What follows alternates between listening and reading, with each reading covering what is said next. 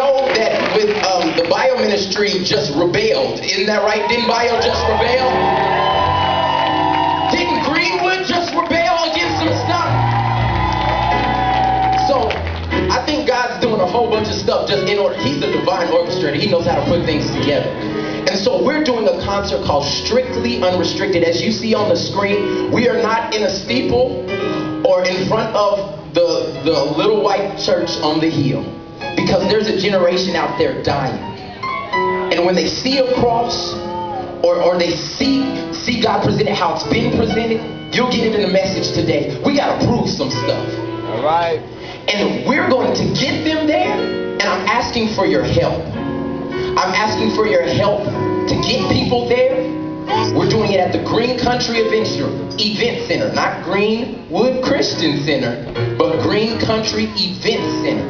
And that's on 31st and Gardner, between Gardner and 129th. December 6th, 7:30, it's going to change lives. Because what I've realized is that we all need God.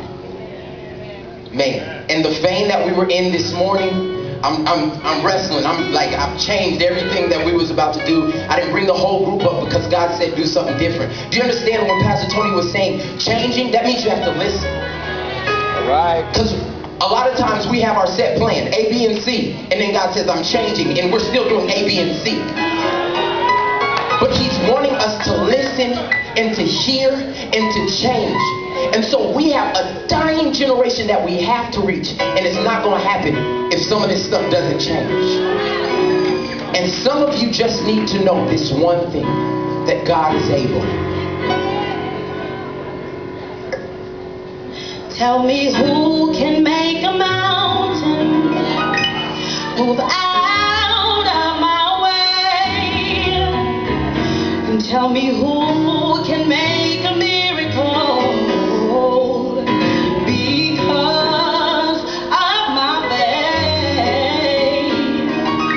And when the doctor says no, who can still say yes when I'm in trouble? You're right there to rescue me. Oh, God is able. God is so able. He is able, and He won't, my God won't fail. And some of you have felt that He's failed you. But let me tell you something, He can't fail. All right. We serve a God that can't fail. We serve a God that it's not in His DNA to fail. We serve a God that there's no way possible. When people have done things to you and situations haven't turned out the way you thought, but God can't fail. All right.